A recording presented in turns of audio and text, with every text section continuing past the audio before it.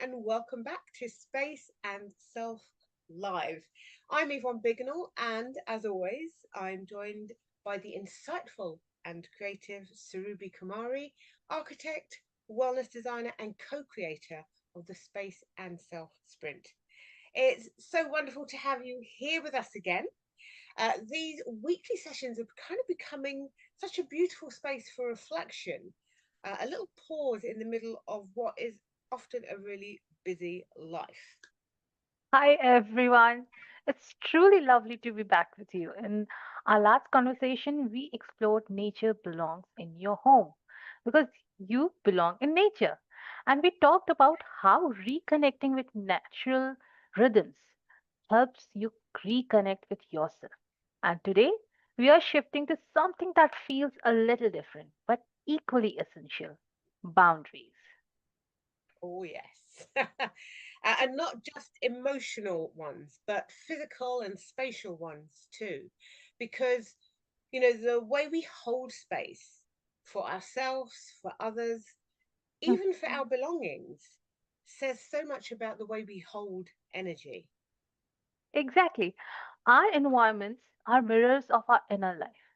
If our space feels blurred, chaotic, or always open, it often reflects how we are managing our emotional boundaries too. And when we start to design boundaries consciously, lovingly, we don't change our rooms, we change our relationship with our own energy. Oh gosh, that's so true. So true. I think many of us, especially women, have been conditioned, is the right word, to see boundaries as selfish, Yeah. as closing off, as kind of pushing people away. But Mm. really, they're the opposite. They're what allows us to stay open, generous, and grounded without burning out. Absolutely. When your environment teaches you where to pause, where to rest, where to focus, it starts to hold your energy gently. And that's what today's conversation is all about. We are exploring how your home can become a teacher, helping you understand how you hold, share, protect your own energy. For sure. Um, and I'll share a personal story that really kind of brought this home for me. There was a time when my workspace and my bedroom had completely merged, one and the same. My laptop sat on the bedside table, papers would pile up um, beside my pillow. Eek. And I told myself, it was just me being efficient. It was just this quickly, easy to grab stuff. But over time, I noticed that even when I laid down to rest, my mind stayed switched on. And it wasn't that I needed better sleep habits, I needed a boundary. So I started a small ritual, just closing my laptop, putting it away in a drawer, out of sight, out of mind, and lighting a candle to mark the transition from work to rest. And something incredible happened. My body exhaled.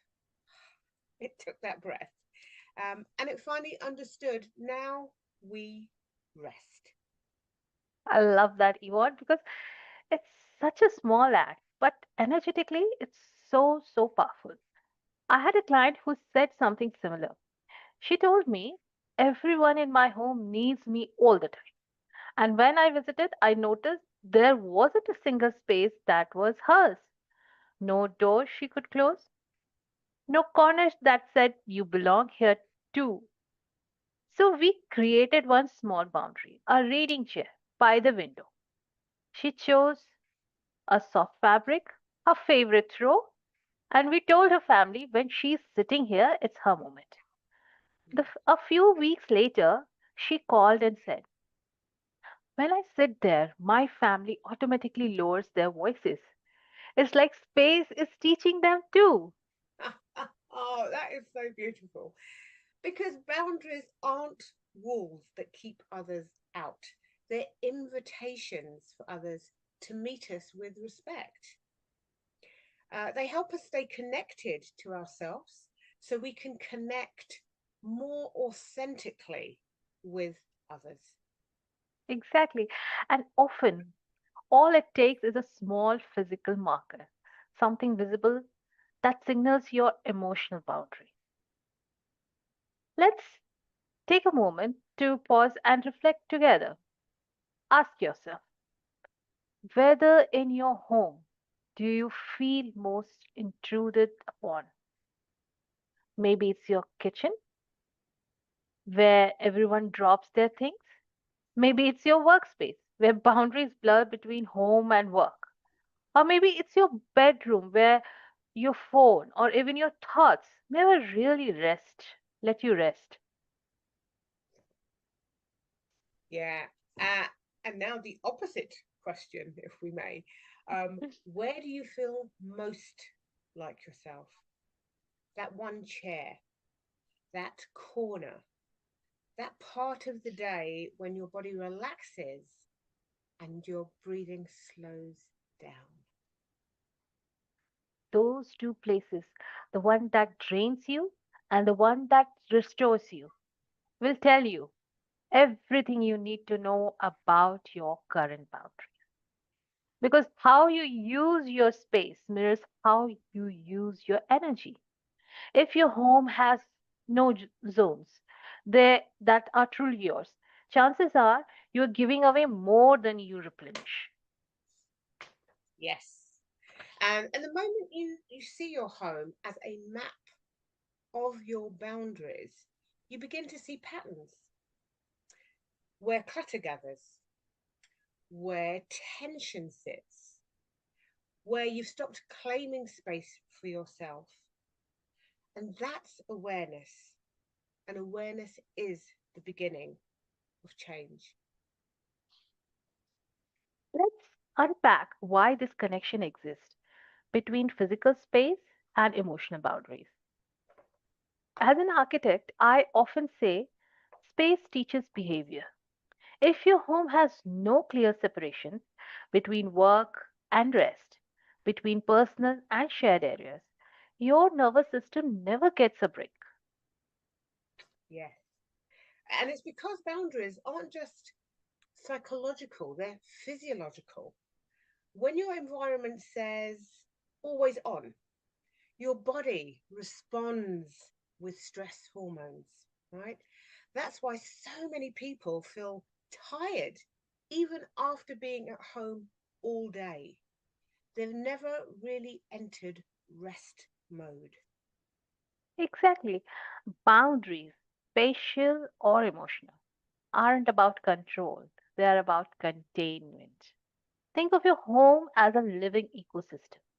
Each zone, kitchen, workspace, bedroom, even entryways, carries a different rhythm. When those rhythms blur, energy leaks. Oh, yeah, that's a really wonderful metaphor. It's like emotional ecology. If one area is overextended, the whole system loses balance. Yes, and just as we maintain our relationships, we must also maintain the boundaries of our spaces. A door left open all the time isn't freedom. Sometimes it's fatigue. A dining table that doubles as a desk may serve, uh, serve convenience, but it confuses the body's sense of rhythm. Yeah, well, and that's how emotional burnout begins, right? If your space doesn't signal the pause, you'll forget what rest feels like. Exactly. So setting boundaries with your space isn't rigidity. It's self-respect made visible. It's your environment saying you matter enough to have structure. Yeah, so important. So let's kind of look at some of the practicalities of this, the micro Mm. activities and the spatial shifts that we can utilize. Um, and these are really gentle ways to begin restoring boundaries at home. Small shifts, symbolic, simple, but deeply grounding. So the first one is the zone audit. Now, this is really about walking through your home and asking, what happens here? If a space is doing too many things, choose the one that matters most right now. For example, if your dining table doubles as a workspace, clear it fully after work hours. Let the surface reset overnight so your body knows when to shift gears. Exactly. Lovely. That was great. The second one is the door ritual. Even if you can't physically separate rooms, create symbolic cues. Close a curtain, dim a lamp, or light a candle to mark transitions from work to rest, or from family time to solitude. These small rituals train your nervous system to move from alertness to ease. Yeah, another great one. Love that. And then the next one is the me chair. And this is definitely one of my favorites. Just designate one spot that's completely yours, a cushion, a chair, a window seat, and let everyone know when I'm here, I'm recharging. Mhm. Over time, your body will associate that space with stillness and safety. That was a lovely and my favorite. But the next one is even, you know, fabulous. The fourth one we are discussing here is the evening boundary. This one is universal. No screens in bed, no work talk after a certain hour. Think of it not as a rule, but as a restoration practice. Boundaries with technology are boundaries with overstimulation. Yes. And remember, boundaries aren't about shutting life out, they're about letting peace in. So when your home respects your rhythm, your body begins to trust rest again. Okay, so we'd love to hear from you, as always. What's one boundary you feel called to set in your home right now? Is it about time, space, or energy?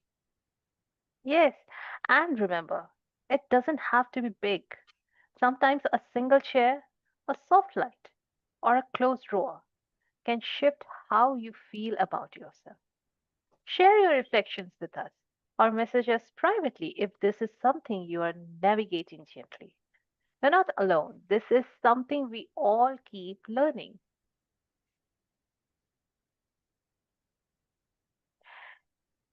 In our last space and self sprint, one participant said, once I made space for myself, my family started respecting it too. That's the beauty of boundaries. They teach others how to honor your energy by watching you honor it first. Yeah, exactly. Exactly. Boundaries don't create distance, they create clarity. They make relationships cleaner, spaces calmer, and your energy more consistent. If this conversation resonates with you, join our New Year, New You Space and Self Sprint this January 2026. It's a 5-day journey to help you realign your space, your rhythm, and your boundaries for the new year. You can join the waiting list now or download the Space and Self ebook for reflections and gentle practices to begin today. And remember, your home is your first boundary. When it supports you, everything else falls into place. Yes, and boundaries aren't barriers, they're bridges connecting you back to peace, clarity, and self respect. They make space for the life you're meant to live. not the one you're constantly managing. Oh, so true. So true. Mhm. Thank you so much for joining us today. We'll see you next Thursday for our next Space and Self live conversation. And that's the energy of clutter. Why letting go is a healing act. Until Until then, until then, protect your peace order your space. and remember, Your boundaries are sacred. wonderful. Thank you, Surabhi. Thank you to all those watching. Thank you, Yvonne. Thank you, everyone.